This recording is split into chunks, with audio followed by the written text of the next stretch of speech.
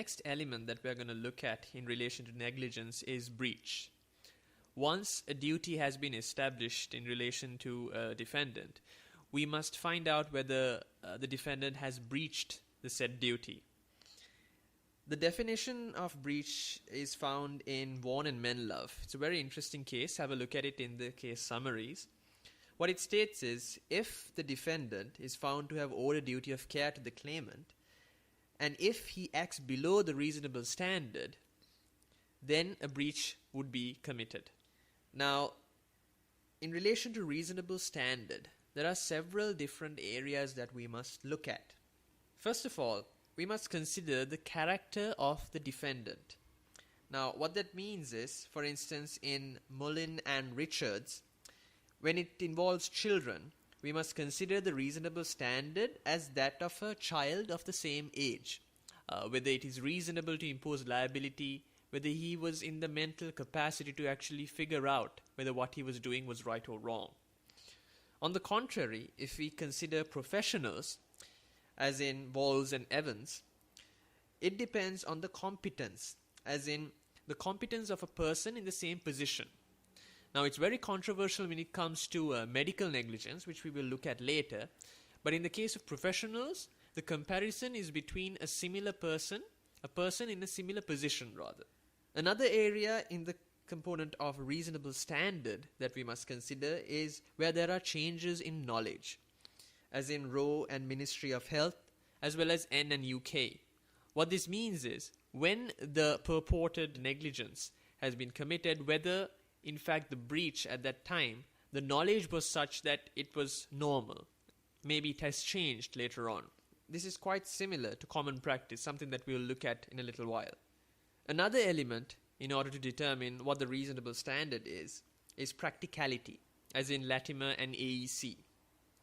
The court will look at whether it was reasonable to impose liability in relation to the defendant, and if all reasonable steps had been taken to mitigate that risk.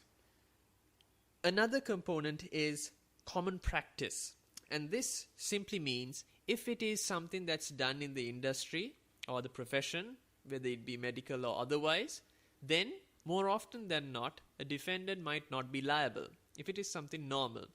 Yet, we must also consider that whatever was done by the defendant must have been reasonable to at least some degree.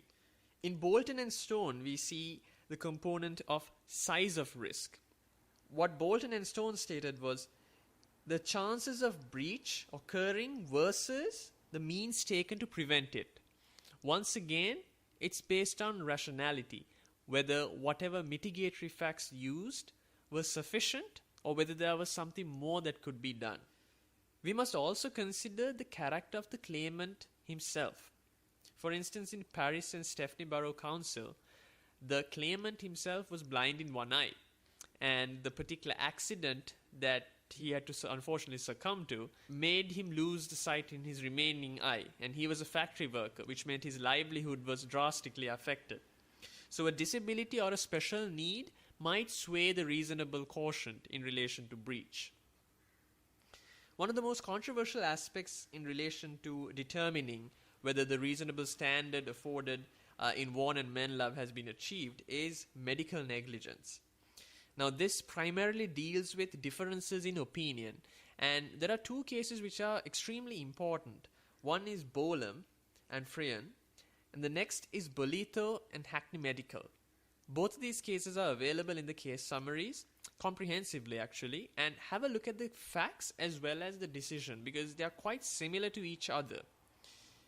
The old law, which is still good law to some degree, in Bolam, was defined as the Bowline Test.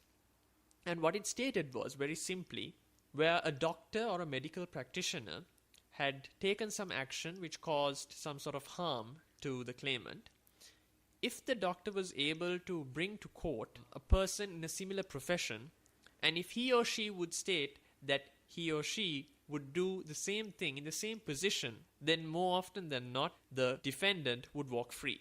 Now, it's not as simple as I just stated it, but the bottom line is that this was felt quite unfair.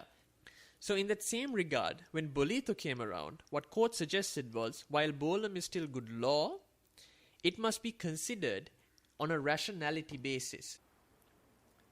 Much like duty of care, breach also considers policy quite heavily, especially when it comes to special groups such as local authorities. In Watt and Hertfordshire County Council, court suggested that whatever imposition of liability and whether a breach in fact has occurred depends on the risk with the benefits, to see if it sways either way. So for instance, if what the council or what the local authority was doing benefits the greater community, yet inconveniences one or two people, more often than not, court might side with the council and say that there was no breach. Another aspect of it, as seen in Nettleship and Western, is where court would impose liability purely due to the fact that compensation will be provided by insurance companies. They don't want to see insurance companies sort of escape their own liability or the duty they owe towards their own customers. So if it means that both parties, both claimant and defendant, are made whole by imposing liability on the defendant purely due to the fact that the insurance company would have to look after the claim, then court would definitely impose a liability. So that was an outline of breach, the second element in order to establish the tort of negligence. Next up, we will look at causation and remoteness together. That will cover the entire basis of negligence.